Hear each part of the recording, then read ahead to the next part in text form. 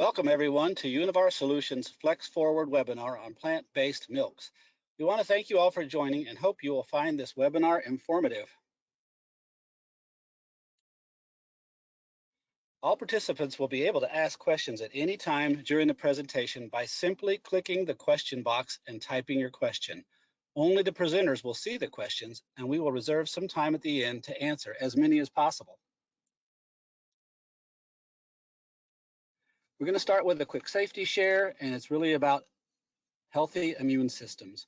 It's important to eat your daily recommended servings of fruits and vegetables, hydrate lots, consume protein and probiotic-rich foods, get plenty of sleep, stay active, wash your hands frequently, especially these days, and practice stress management. Our agenda today, we'll start off with the safety share, which we just did. We'll do some introductions as to who will be presenting. We'll talk about plant-based milk market trends, talk about Novozyme solutions for milk alternatives, plant-based milk ingredients that also go into milk-based milk alternatives and non-milk based, I should say, and then we'll have a Q&A at the end.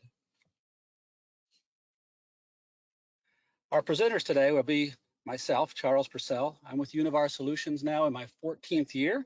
Prior experience with Dairy Tech Industries, Bunge Foods, Meridian Beverage, dairy and beverage background, all in R&D and tech service. Joining us as well, Melina Cavaliera, Univar Solutions Product Manager for Novozymes on the food ingredient side. She has a BS in Chemical Engineering from the University of Sao Paulo and an MBA from the University of Toronto.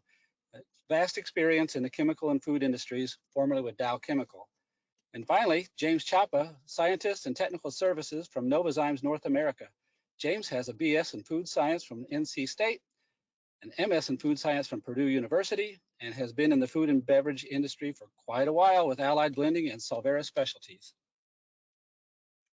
And now I'm going to turn it over to Melina to talk a little bit about marketing. Hello, everybody. Once again, welcome to our plant-based milk webinar. As you see, plant-based foods are fast-growing popularity around the world, driven primarily by the rise of flexitarians. 1 in 5 people fit the definition of flexitarians. Flexitarians, yes, the ones that their diet centers on plant foods with the occasional inclusion of meat. So let's take a look on plant-based milk trends. Plant-based milk, the largest plant-based food category, posted a 20% sales gain in 2020, up from 5% in 2019, and double the growth rate of cow's milk according PBFA and GFI report. 39% of US households now buy plant-based milk. In terms of total share among their categories, including conventional offerings, plant-based milk now makes up 15% of the milk segment. In this chart, data from Google search reveal how interest in oat milk has exploded in the last 3 to 4 years. Almond milk represents about 2/3 of plant-based milk dollar sales, followed by oat milk, which saw sales more than triple in 2020. Oat drink is the fastest growing category in the plant-based beverage segment.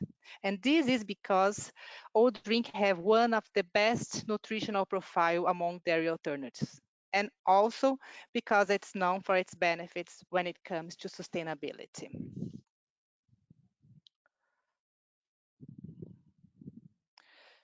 Yeah, we are looking at how this category is evolving over time, generating a huge amount of innovation in plant-based.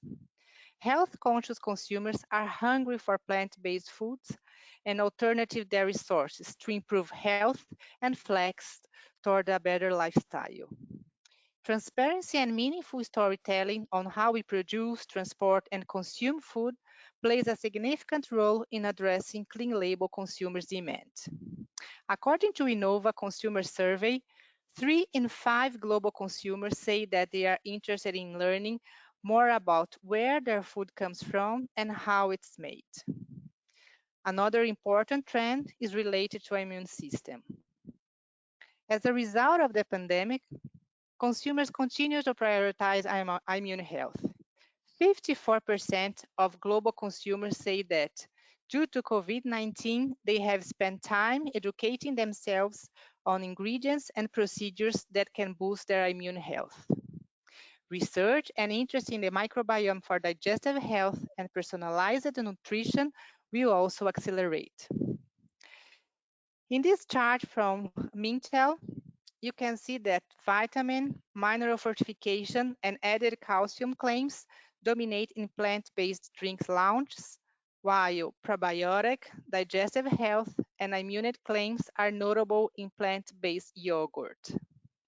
As you can see, a new market is opening up and booming. And to help you expand your portfolio and create new types of oat drink, we invite James Chapa to talk about plant-based milk and enzymes. Welcome, James. Thank you very much, Melina. It's my pleasure to talk today about oat-based beverages and how to use our enzymes to optimize production of them.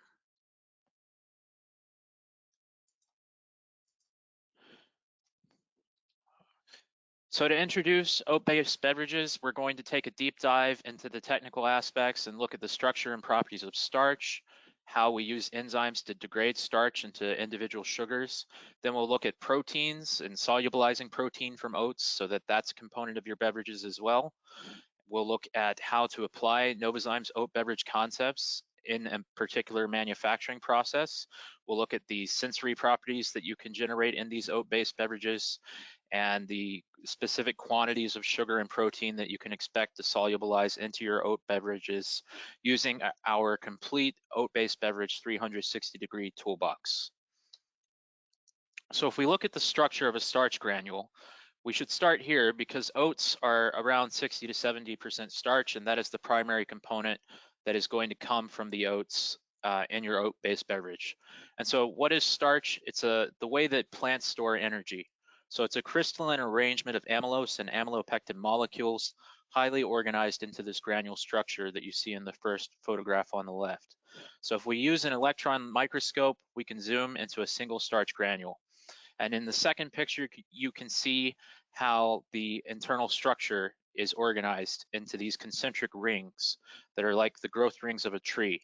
And so that's how starch grows and develops, and adding layers over time. And so it's a tightly packed granule that is not soluble in water in its native state.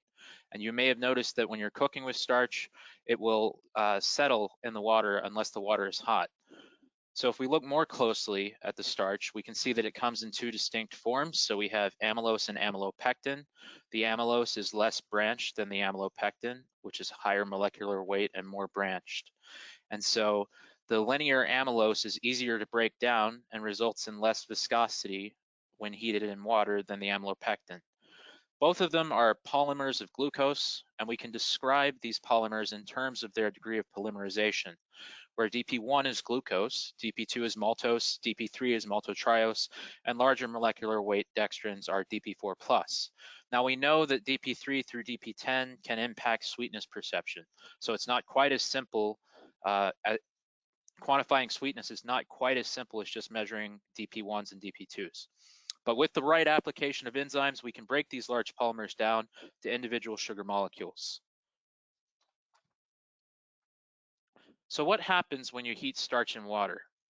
In the cell, the starch is arranged in these highly organized crystalline structures inside those granules.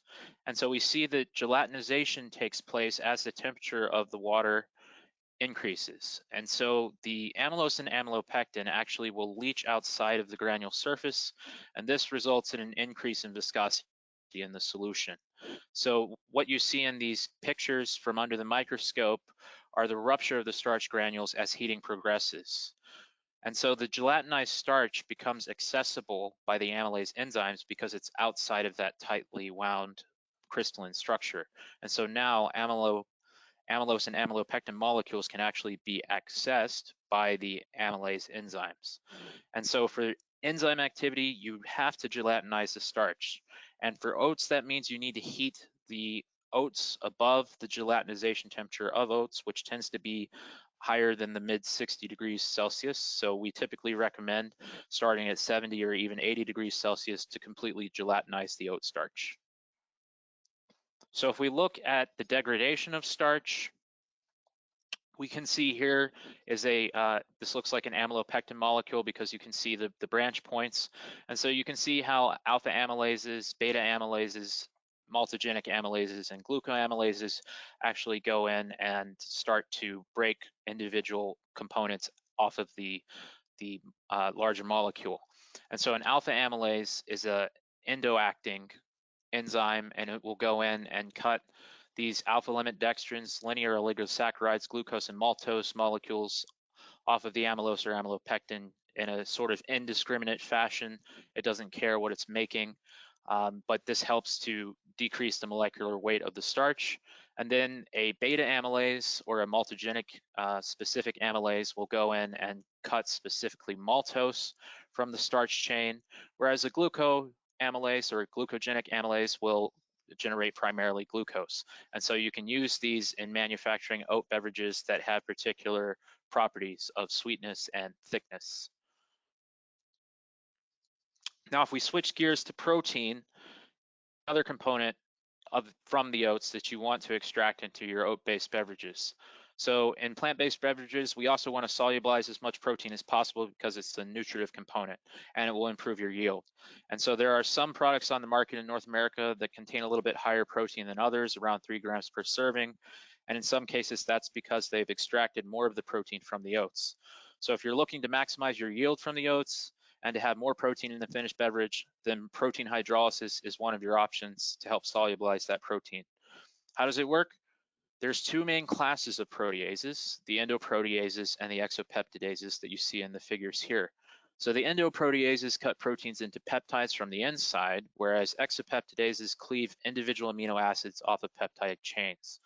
So for oat beverages, we recommend proteases that have shown increases in soluble proteins, specifically in oat beverage laboratory trials. So you start with a higher molecular weight protein and you get more soluble peptides and proteins and free amino acids from protein hydrolysis, and that helps you extract more protein from your material. So if we look at Novozymes' 3 oat beverage concepts, we have concept 1, concept 2, and concept 3. And we recommend using both amylases and proteases in certain contexts. So these 3 concepts are different in terms of their total enzyme usage as well as their processing. The first concept is optimized for lower enzyme usage, but you have to use 2 process temperatures. And those 2 steps may require more time, and you might even need more processing equipment such as 2 tanks, depending on how you're delivering the heating and cooling in your manufacturing environment.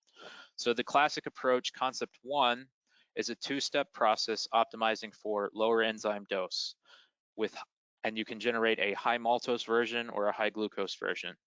So for this approach, we would recommend a combination of an alpha amylase, that would be the BAN480L, and a multigenic amylase, that's the Fungomyl 800L, or the combination of an alpha amylase and the glucoamylase, and so that would be the AG300L. And you also have the option of applying the protease to extract more of that soluble protein. And so for that, we would recommend either Formiasol or Nutrace. And if we look at concept 2, this is a 1-step process. It can occur all in one tank at 1 hydrolysis temperature. But the thing about this concept is you will typically need to use a higher dose of the BAN480L, so the alpha amylase. If you use that at a high enough dose, you can generate significant sweetness. And with the third concept, you're looking to make a particular product known as a zero sugar oat beverage. And for this, you need to use a lower dose of the BAN480L. And you also formulate with less total oats. So you use more water in the beverage to help you achieve that zero sugar content. Another important point here is that the primary alpha amylase, BAN480L, also has significant beta-glucanase site activity, and it's this site activity that helps break down beta-glucan. So oats are naturally high in beta-glucan, which is a soluble fiber that results in high viscosity and sliminess in the mouthfeel. So if you don't break down the beta-glucan with BAN480L, you may run into high viscosity challenges during your process and also end up with a less pleasant oat beverage in terms of the mouthfeel. Now, if we look at how to actually apply our solutions in your process to extract as much as you can from the oats and to make that soluble and generate an oat beverage, these are the steps that you go through. So this is a classic concept 1 approach with a liquefaction step at a higher temperature and a saccharification step at a lower temperature. At the beginning, you'll add your oats and your oat flour and your water, to which you've added the BAN480L enzyme, to your liquefaction tank, and you'll heat that mixture up to 80 to 95 degrees Celsius. Then depending on your enzyme, you'll let that step run for 30 minutes to an hour. The alpha amylase and beta glucanase in the BAN480L will go to work on the oat starch and beta glucan to solubilize the starch and break down the beta glucan, generating sugars. And the amount of sugars that you generate is going to depend on the dose of BAN480L you utilized and also the process temperature. So in this classic 2-step process, you're going to need to cool down the liquid after the liquefaction process. So depending on the enzyme that you're adding at the saccharification step, you'll want to cool down to the optimum for that. And so you're going to add either Fungomil 800L or AG300L at this step, and that will generate more sugars. So after you've carried out the saccharification for another 15 to 60 minutes, you need to perform a separation step. So this is separating the insoluble solids from the soluble liquid portion using a decanter or centrifuge. And now that you have this sugar soluble dextrin and soluble protein rich liquid, this is your oat base. You need to further formulate that with ingredients that Charles is going to talk about to make a finished oat beverage. So this is things like salt and oils and flavors. So we would typically recommend raising the temperature again so that you can inactivate those amylase enzymes and proteases if you use proteases prior to formulation. And so for that, you can apply a UHT process, a ESL treatment, or hold at 90 Celsius for an extended period of time to ensure that you have no residual amylase activity. After you've added your formulation ingredients, you go through a homogenization step. So this helps to create a homogeneous oat beverage and reduce the particle size of the oil droplets, and that makes the beverage more white in appearance. And it also increases stability of the drink over the course of shelf life, although it's important to note that you're not looking for a perfect beverage that doesn't sediment at all, because all the beverages on the market currently do sediment. And so some separation is acceptable. The consumers are going to shake the beverages to resuspend the sediments prior to consumption. Prior to packaging, you would perform the UHT or ESL treatment, and then you would package the oat beverage in either the ESL carton or in an aseptic bottle. And so in North America, we typically see oat beverages being distributed in a cold chain and sold in refrigerated cases close to regular dairy milk. Now, if you want to test the enzymes in a laboratory setting prior to putting them into your real process, this is the sort of equipment that we would recommend. Here on the left, this is a Thermomix blender.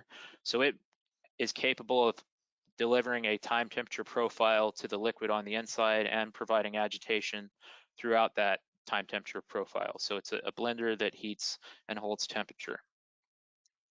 And so if we look at the processes that we used for concepts 1, concept 2, and concept 3, when we actually made these beverages to enter into the sensory study that I'm going to show you on the next slide.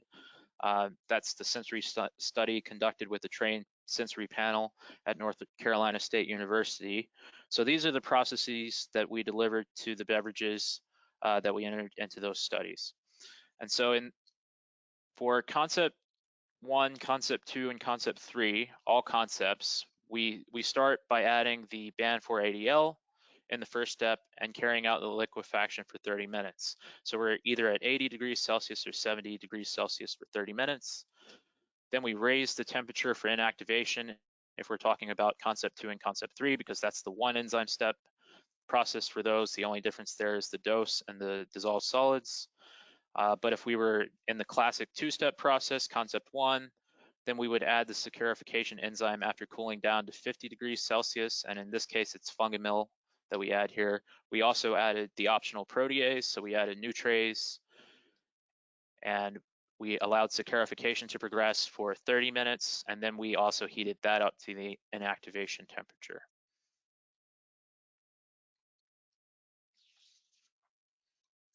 So, and the inactivation condition that we provided was 95 in this case for 15 minutes.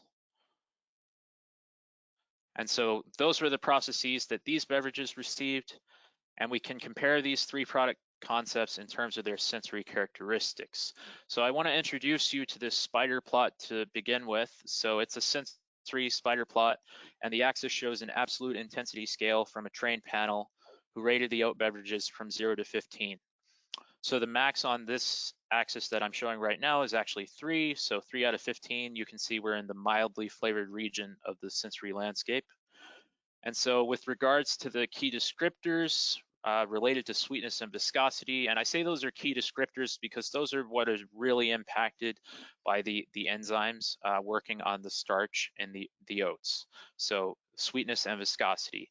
And so you can see that very similar oat beverages were generated with concept 1 and concept 2, even though the enzyme dosage and processes were different. And so on these key descriptors of sweetness and viscosity, they're not significantly different from each other. So there's more than one way to make a acceptable oat beverage using enzymes. And so if we look at concept 3, the light blue one in the middle, you see it has half the dissolved solids of the other two beverages, and it's a bland base. It's something that you can take and formulate with other ingredients to improve the flavor and mouthfeel. We also entered normal, regular 1% and whole dairy milk into the sensory study with the trained panel, and those milks achieved a sweetness score of 2.3. So you see we're a little bit higher than 2.3. We're around 2.5 with concept 1 and concept 2 on sweet taste. And so we're slightly sweeter than normal dairy milk, but in a comparable region of the scale. And so also the zero sugar concept 3 is significantly less sweet, and that's to be expected. If you want to look at exactly how much sugar you can expect with a particular dose of our enzymes, so these plots are showing that. And so on the left, we have the dose of Fungimil 800L, and on the right, we have the dose of AG300L, remembering that Fungimil is the maltogenic amylase, and the AG300L is the glucose generating amylase, the glucoamylase. And so in both cases, this is with a constant dose of the liquefaction enzyme, so that's the alpha amylase band 480L at 0.2%. And so we see sugar in terms of grams per 100 grams in the y-axis on the left, and sugar presented in terms of grams per 240 milliliter or 1 cup serving in the secondary y-axis on the right. And the x-axis show the dose of the saccharification enzyme per weight of oats. And the dashed line is showing the sugar concentration of plain oat beverages on the market. So that's about 7 grams per 240 milliliters that you would expect to see per serving in the North American market for plain oat beverages. And so the total sugar that you generate with Fungimil is consistently higher than the AG300L, and that's to be expected because it is a stronger enzyme. But we also see the maltose is higher, and again, that's expected because it's a maltogenic amylase. But that starts to plateau at about 0.6% dosage, and so you wouldn't get a huge benefit from using a higher dose of the Fungimil. And the glucose generated with AG300L also starts to plateau around a dose of 0.6%. So that would be the cap. And also you can trace the line of standard sugar content to really predict what dose you should use. So if you're looking to make a standard here with Fungimil, we would recommend probably the 0.2% Fungimil and the 0.4% AG300L. With Fungimil, we also see a higher content of maltotriose or DP3 that is generated and a much lower content of glucose. So it's interesting that even at equivalent sugar content, counterintuitively, the AG300L beverages were less sweet than Fungimil ones, and it seems to be due to a different ratio of those DP3s through DP10s, which are sweetness active. So how much sugar do you actually want to generate? So for that, you might want to look at the sugar contents of commercial products on the North American market. So these are the typical sugar contents right now. And you can see that the highest in sugar are the oat-based creamers, followed by chocolate and vanilla oat milks. So those 3 higher sugar products almost always contain added cane sugar, but it would be possible to generate similar levels of sweetness from the oats using the enzymes at a high dose. So that's something that we could work on to look at extracting and generating more sugar from the oats for those higher sweetness type concepts. So regular plain flavored oat beverages are generally containing around 4 to 7 grams of sugar, and that all comes from the oats, and that it results in a comparable sweetness to dairy milk, as we've shown. And the zero sugar oat beverages, they contain less than 0.5 grams per 240 milliliter serving. That's by regulation. And so they're all fairly low in sweetness and bland in flavor. Now switching gears back to protein, if we want to see how the proteases actually impact the amount of protein that can be solubilized and put into these beverages, this plot shows the experimental data that we obtained using Nutrace and Formiasol. So the y-axis shows the soluble protein as measured by the LICO apparatus, and the x-axis shows the enzyme treatment. And so all treatments are in combination with 0.2% Ban480L as the liquefaction enzyme. And we see that with 0.2% Fungamil 800L or 0.4%, we're not significantly different, and we've only got up to 1.3 grams per 240 milliliter serving of soluble protein. If we increase the dosage of Fungamil or add Nutrace at 0.2%, then we can get over 2 grams per serving. And if we add Nutrace or Formiasol at a particular dose, then we can get a little bit higher there. And we obtain the highest soluble protein with Formiasol at a dose of 0.1%. Now it's important to note that we didn't get significant differences between adding 0.1 or 0.2% of either protease. So that suggests that the optimal dose is plateauing at around 0.1%. And so that is the amount that you should likely use if you're looking to get to around 3 grams per serving of protein in your oat-based beverage.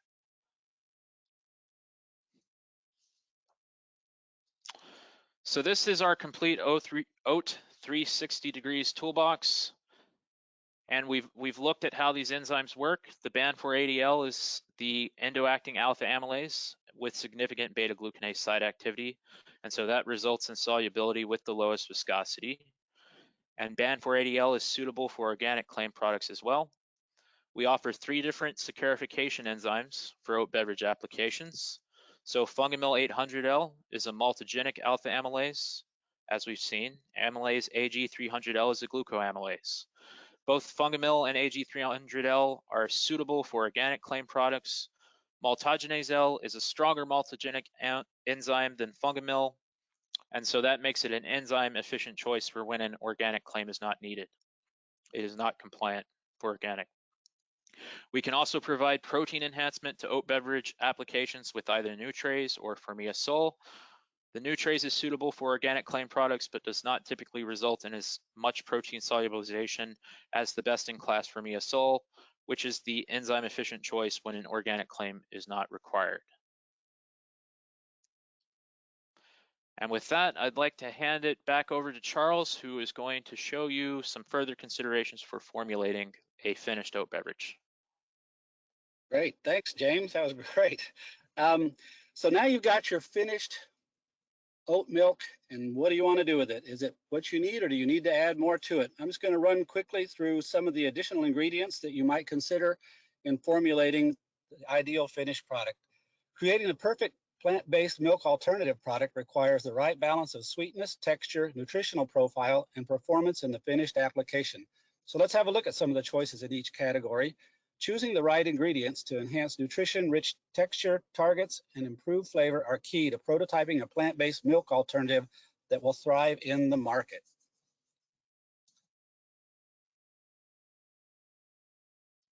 So let's look at sweetness. Sweetness can be inherent because of the actually use of the enzymes that James described, which was really fascinating. However, if additional sweetness is desired, the formulator has to choose between nutritive and non-nutritive sweeteners. Ingredients like sugar, corn syrup, high fructose corn syrup, and even agave syrup all fall into this category. High-intensity sweeteners can also be utilized. The best choice here is often driven by the end target market and the desired sweetness profile. At Univar Solutions, we have a robust sweetener portfolio. Whether you're looking for the latest in clean-tasting stevia products or just the right blend of high-intensity sweeteners, our technical team can assist in narrowing down the options. This saves valuable R&D time and money.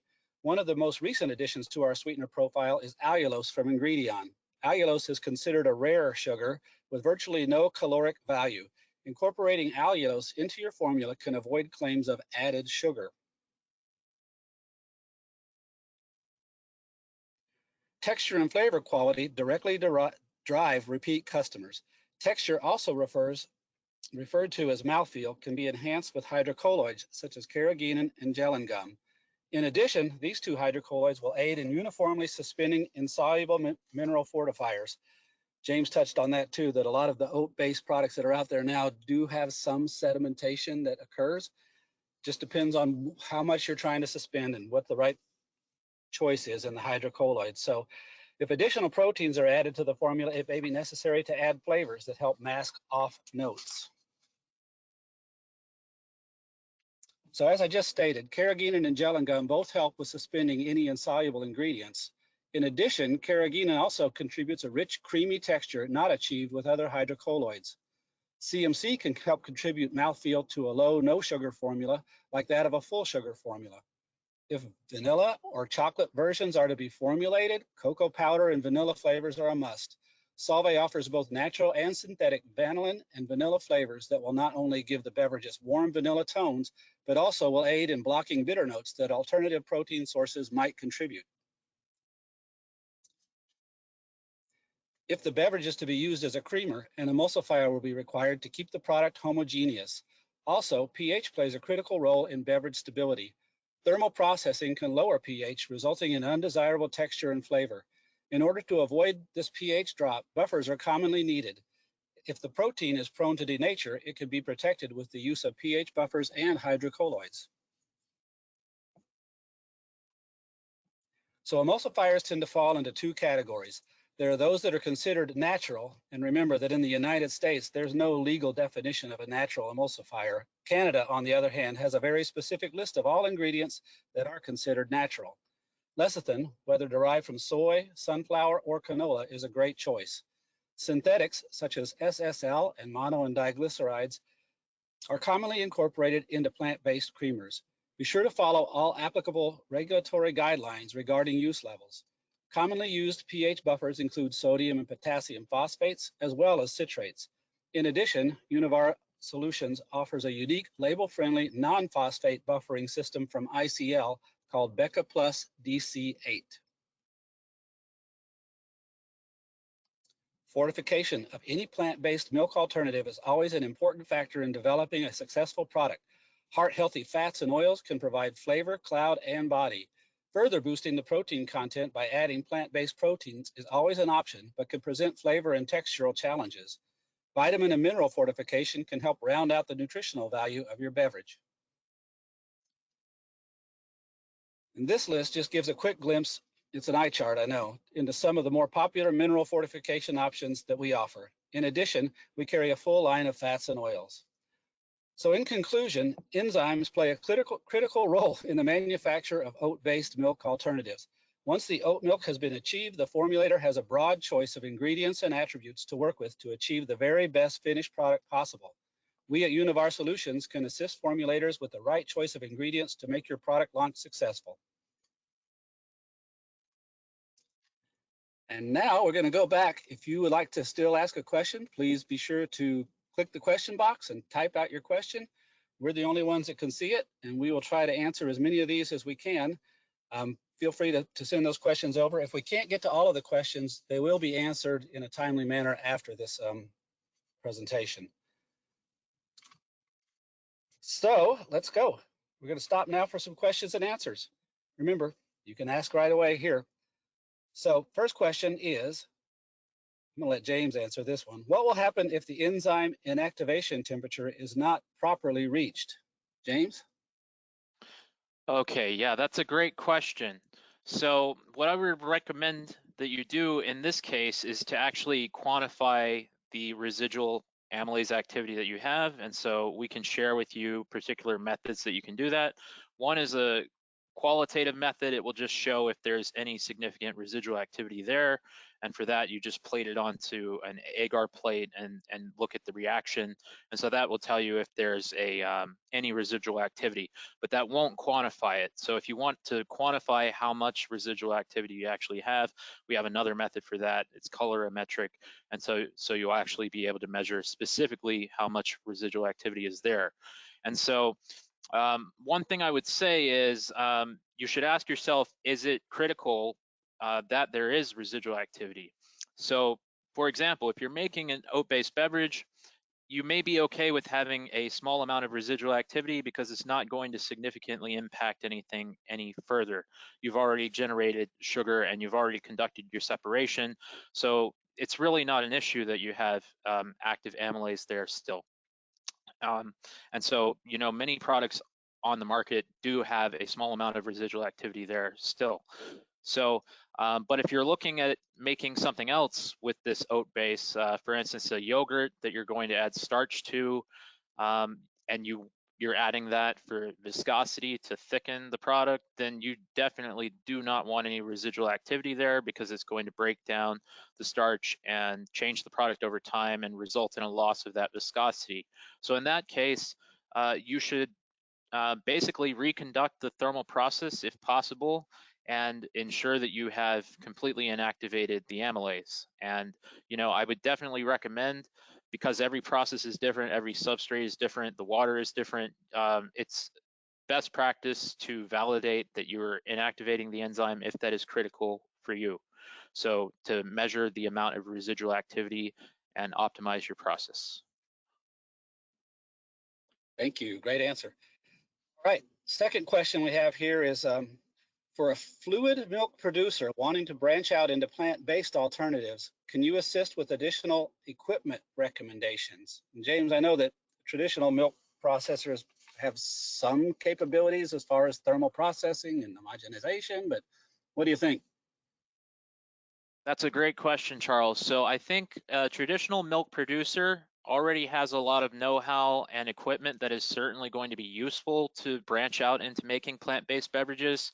And it's really going to be a case-by-case basis whether they have enough heat exchanger capacity to deliver an activation or the thermal processes that the oats need, if they have the tank capacity to conduct those hydrolysis, if they have the solid separation capabilities to handle separation of the insoluble solids from the oats. And that is certainly something that we can assist with and maybe refer you to our partners at GAIA, who are great engineers and experts in the type of manufacturing equipment that you need to make these beverages. Awesome, thanks. Third question is, this is a good one, are samples of the various enzymes and ingredients mentioned in this presentation available? And if so, how do we go about requesting them? Well, that's pretty easy. If you want to pick up your smartphone or whatever and scan that QR code that's showing on the screen right now, it'll take you to a landing page for plant-based milk alternative products, and you can order samples from there. Or if you are a participant, you're going to receive a survey right at the end of this presentation, and right in that survey, it says, what samples would you like? And you can order them right there. So we're gonna wrap it up here, I think, and we thank everybody for your attendance today. Hopefully we will be able to serve you in the near future for all of your enzyme and ingredient needs for oat-based milk products.